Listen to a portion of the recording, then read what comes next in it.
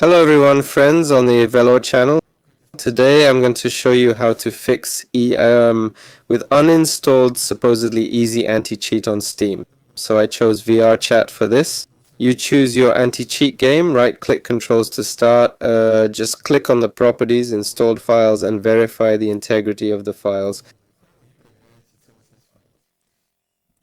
If this does not help, then click on open, location of the game, and here we have easy anti-cheat. Here we open, and here we have a setup. Right click on the setup check and click. We need to create accordingly a shortcut. To do this, you can click send to and accordingly desktop. And that's it. And so I created a label. I move the shortcut to the same folder, click on properties, and at the end here I press the spacebar and write install, spaceprod, and accordingly fr.